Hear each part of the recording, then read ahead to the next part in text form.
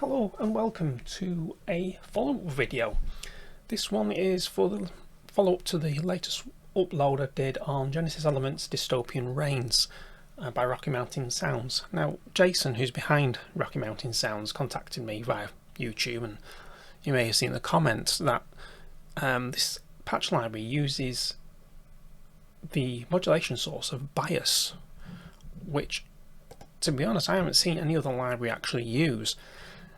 And it's taken me a little bit to get my head around what it actually does, because it allows you, in very simple terms, to set up a multi-sample instrument on just one channel of Omnisphere. Now normally, to do that, you'd have to go into your mixer here, upload each one of these with a patch, go to stack, and then mess around with these to sort out your crossover points, etc.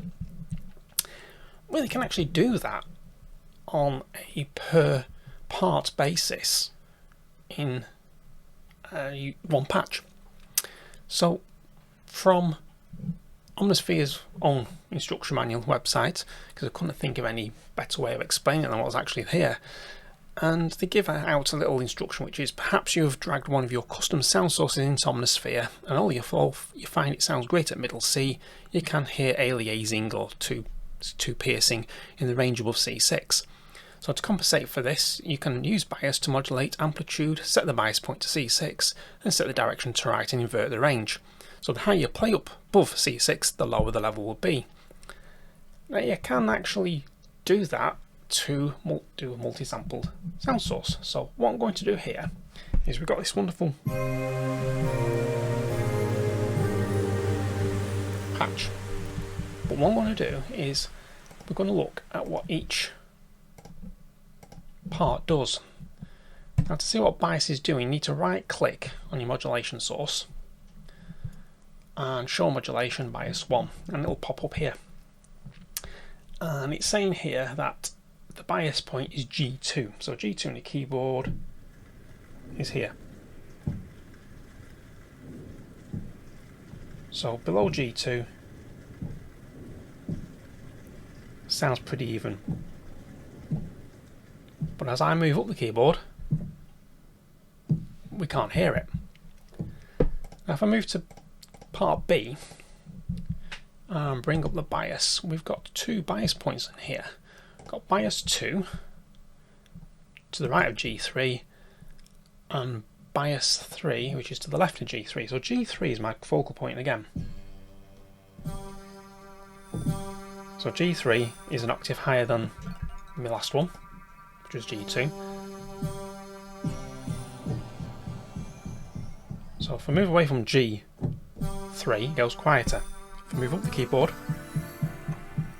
again it goes quieter, but G3 is my focal point, which would be the similar to moving this to, say, G3 here, and then smoothing that off. So it's like a similar idea to doing this,